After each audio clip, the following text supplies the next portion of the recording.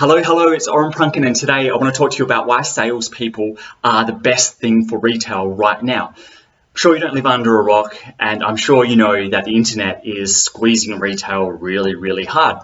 Now, I wanted to purchase a product, and I did all the research online, and I knew there was a range of different products that I could purchase, but all of the online information just could not solve which one was the best for me. I couldn't work it out, and I think I am of reasonable intelligence, and I couldn't work it out. So I knew there were some retail stores locally that I could go into and ask someone to give me their expert opinion. They were the expert,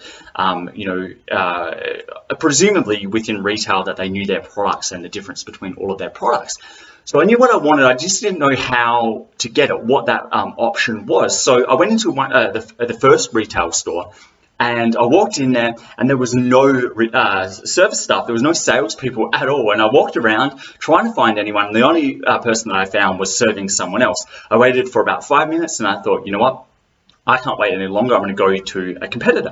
So I literally just walked out of that store, and they lost the sale. So I walked into another retail store that supplied very similar products, the range of products I was looking for.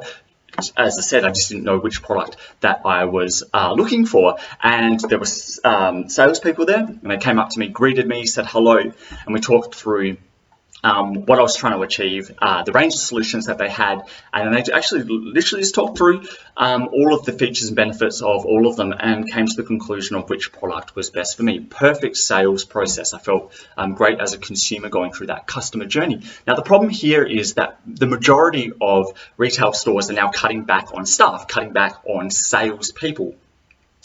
Whether or not you want to call them customer service or not does not matter.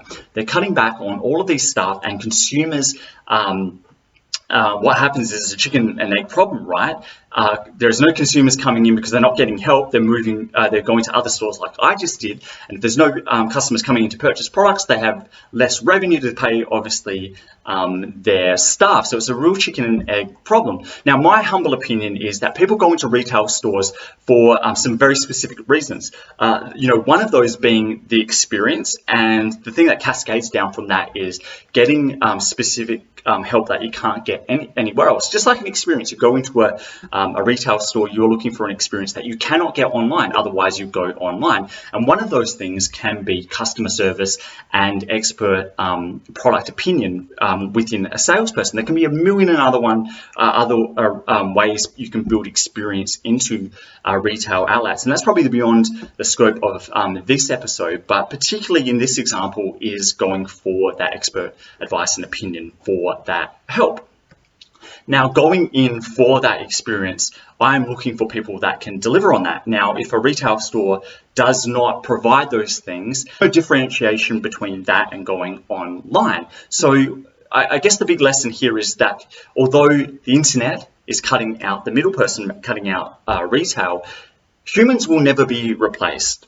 Humans want great experiences. People want to be able to communicate with other humans. So online will never replace retail, but retail needs to really think about how it can differentiate itself within the online selling environment. And one way to do that is to hire and train really great customer service and sales staff that, first when you walk into a store, greet them, and even if you can't serve them, set that expectation of it may be a 2 to 5 minute wait that they'll come back, just to set the expectation of how long that person may be not being able to help. But also then once that is there, how can you provide a communication experience with that prospect that far eclipses anything that could happen online? Because yes, you can go onto Google and YouTube and search for video or text explanations of these things, but for niche products that aren't necessarily out there and being documented all too well, it can be confusing. And how can you, with your salespeople,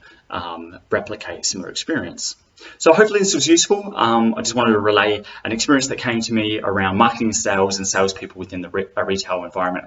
There are some people that watch and consume these episodes that are in the retail environment. So hopefully this is useful to you. And until we talk next time, I'd love you to let me know your thoughts and your comments, and if you actually go out and try any of this stuff, and let me know how you go, because I'm really interested in hearing people's experiences with this stuff.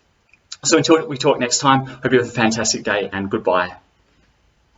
Thanks for listening, and if you like what was on here and want more, please go to orenprunken.com.